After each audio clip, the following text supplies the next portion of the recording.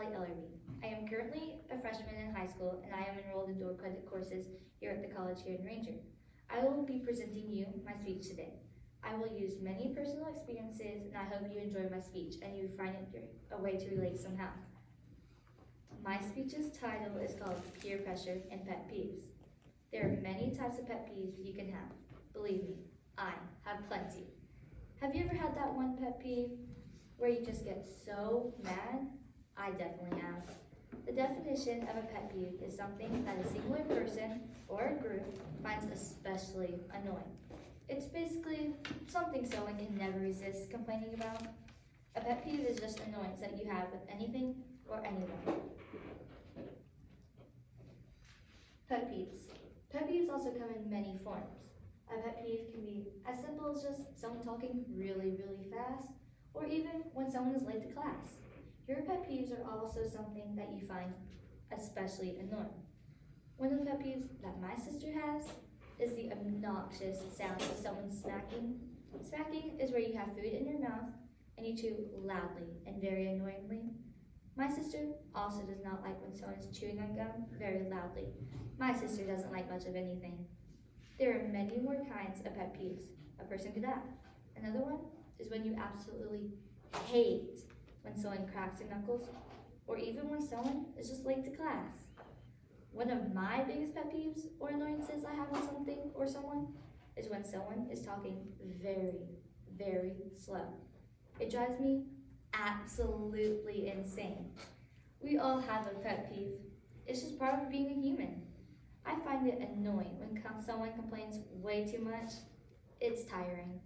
It's just very obnoxious to me. People are just even annoying sometimes, but we're human, and that's just my opinion. We all find something annoying here and there. Another thing that happens very often is peer pressure. Peer pressure is where you have a feeling that you must do the same things as someone or another person in your group you're around in order to act like them, or even to just be respected by them, or for them to just like you. Peer pressure comes in many different forms. There is positive and even negative peer pressure. It can be spoken and even just the action someone shows. An example I'm giving you today of peer pressure is if my friend lies to her mom about something that she did. I would want to lie also so my friend thinks I am exactly like her. Peer pressure is when someone tries to influence you into doing something that is usually negative. You can be pressured by a group of individuals or even sometimes by just a singular person.